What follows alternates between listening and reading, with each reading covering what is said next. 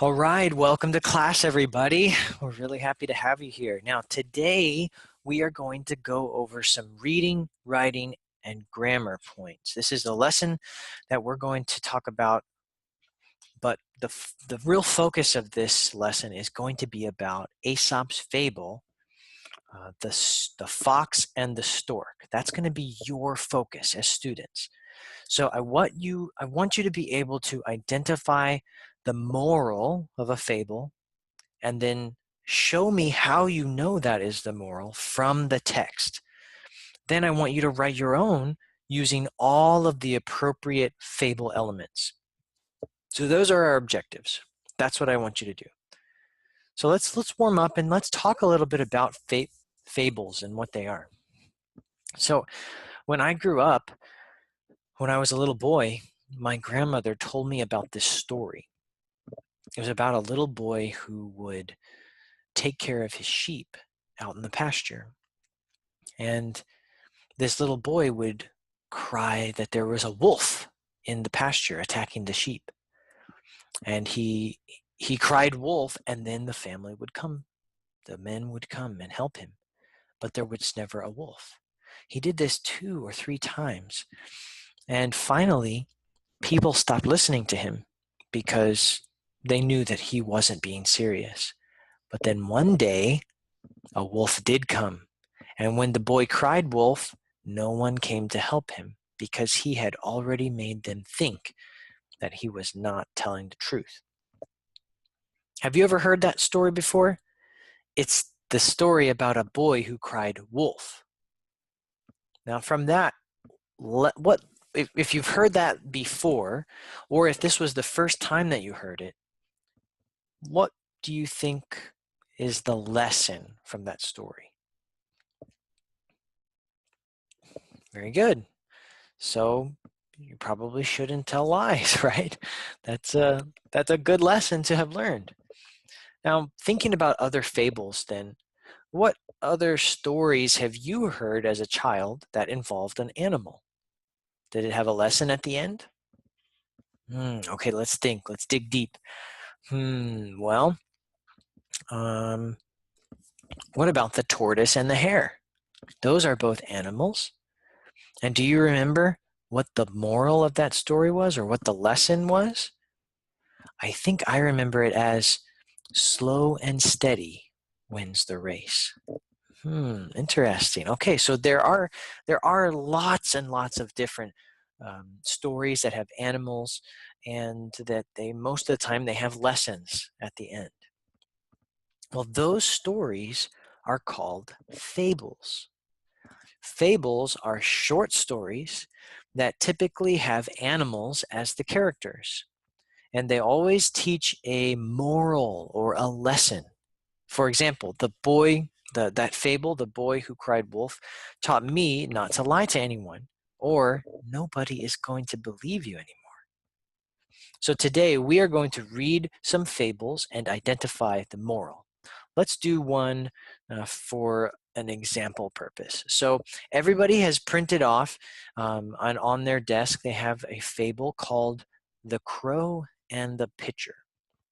Now you'll notice that underneath the crow and the pitcher, you'll see a graphic organizer. So that graphic organizer is what we're going to use to fill out the information that we're looking for about this fable. So we're looking for characters, we're looking for the setting, the fable title, what the problem is in this fable, what the solution ends up being, and then the moral of the story. So let's read together The Crow and the Pitcher. Everyone listen carefully. In a spell of dry weather, when the birds could find very little to drink, a thirsty crow found a pitcher with a little water in it. But the pitcher was high and had a narrow neck. And no matter how he tried, the crow could not reach the water. The poor thing felt as if he must die of thirst. Then an idea came to him. Picking up some small pebbles, he dropped them into the pitcher one by one. With each pebble, the water rose a little higher and a little higher until it was at last near enough so that he could drink. All right, now we've read through the fable. Did you catch the information? Well, let's fill out the graphic organizer together. So under the characters place, what did you see? Well, here we have the thirsty crow. He is our only character in this fable. What setting does this fable take place in? Well, it is outside in the dry weather. Here's an easy one. What is the title of the fable? Well, the title is The Crow and the Pitcher. So what was the problem with that was presented to us in this fable for the crow? Well, the crow was thirsty, but the pitcher was too high and he could not reach the water. So what was the solution? Well, the crow kept dropping pebbles into the pitcher one by one until the water was high enough so that he could drink. Now here's a big one.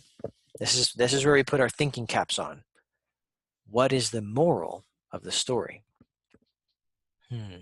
Any ideas? Take a guess.